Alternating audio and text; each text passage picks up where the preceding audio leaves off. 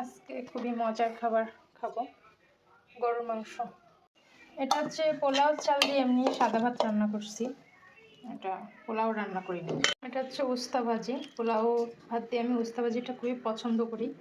আমার আগের ভিডিওগুলো যারা দেখছে তারা সবাই ইনশাল্লাহ জানে। তো আগে এটা দিয়ে খেয়ে নিই, পরে। আসসালামু আলাইকুম, সবাই কেমন আছেন? আলহামদুলিল্লাহ আমি ভালো আছি। আপনারা নিশ্চয়ই অনেক ভালো আছেন। টিভি সাউন্ডটা অফ করে নিই।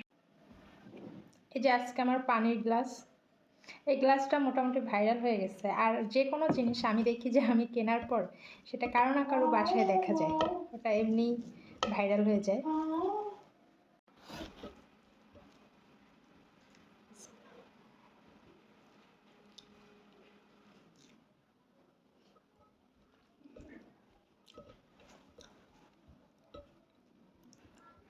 সাদা ভাত রান্না করার সময় ভাতেই লবণ দিয়ে দিচ্ছি, যার জন্য আলাদা করে লবণ নিতে হচ্ছে না।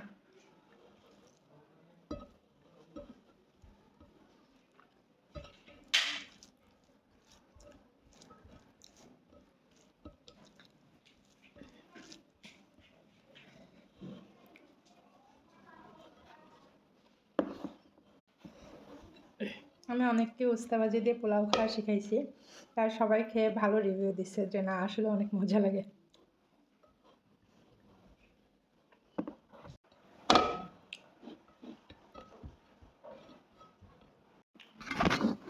এখন গরুর মাংস নিতে যাচ্ছি।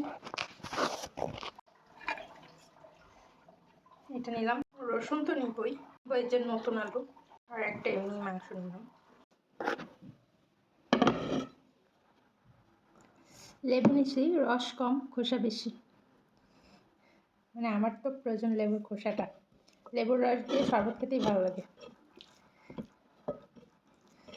জানি না মাংস পুরোটা শেষ করতে পারবো কিনা, কারণ গরুর মাংস আমি অতটা লাইক করি না। 2-1 পিস, প্রচুর ঝাল। ডাল নিয়ে